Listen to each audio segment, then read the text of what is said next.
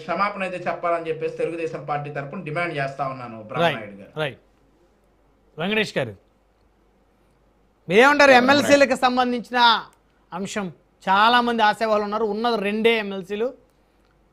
లేదు బ్రహ్మనాయుడు గారు, నేను ఇందాక చెప్పినట్లుగా వచ్చే 3 సంవత్సరాల్లో ఇంకా కనీసం 30 సరాసరి రమారమి 30కి పైగా ఎమ్మెల్సీ స్థానాలు ఖాళీ అవబోతున్నాయి. 30 ఉన్నాయి, 40 ఉన్నాయి, 50 ఉన్నాయి సార్. ప్రభుత్వం అధికారంలో ఉన్నప్పుడే చట్టసభలో ఉండాలి.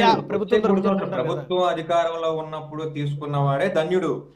ఎగ్జాక్ట్లీ. వాళ్ళు ఏదైనా పని చెప్తే పని అయితే అధికారులతో పనులు చేసుకుంటారు, పైరవీలు చేసుకుంటారు, పంచాయతీలు చేసుకుంటారు. ఇక్కడ మీరు ఆలోచించాల్సింది ఏంటంటే 1 సంవత్సరమో 2 సంవత్సరాల తర్వాత ఎమ్మెల్సీ తీసుకున్నా ప్రభుత్వం 3 సంవత్సరాలు ఉంటుంది కాబట్టి అక్కడ నుంచి వాళ్ళ టెన్యూర్ లెక్క వేయబడుతుంది. ప్రభుత్వం అయిపోగానే ఏదో ప్రభుత్వం యొక్క టెన్యూర్ తో ఆ ఎమ్మెల్సీ పదవి యొక్క గడువు ఎమ్మెల్సీ 6 సంవత్సరాలు ఉంటుంది, అది పక్కన పెడదాం. కానీ ప్రభుత్వం అధికారంలో ఉన్నప్పుడే తీసుకొని ఎర్లీగా తీసుకోవాలనేది చాలా మంది ఆశ ఉంటుంది కదా బ్రహ్మనాయుడు గారు.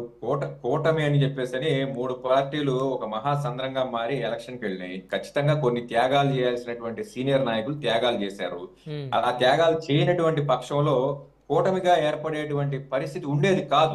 ఇప్పుడు జనసేన లాంటి ఒక పార్టీకి 21 సీట్లు ఇచ్చారంటే 21 మంది తెలుగుదేశం పార్టీకి సంబంధించినటువంటి నాయకులు త్యాగాలు చేశారు కదా. వారందరినీ ఎక్కడో చోట అకామిడేట్ చేయాలి అన్నప్పుడు అందరికీ ఒకేసారి ఇవ్వడం కుదరదు. ఖచ్చితంగా చంద్రబాబు నాయుడు గారు ఆయన చాలా సీనియర్ రాజకీయ నాయకుడు, ఆయనకి చెప్పేటువంటి పరిస్థితి ఎవరికి ఉండదు. కానీ ఖచ్చితంగా వాళ్ళ యొక్క అర్హతలకి టైమింగ్ కి ఆధారపడి వాళ్ళు ఖచ్చితంగా అకామిడేట్ చేస్తారని నాలాంటి వాళ్ళందరూ కూడా నమ్మకం కూడా. రైట్ రైట్ నాగార్జున గారు.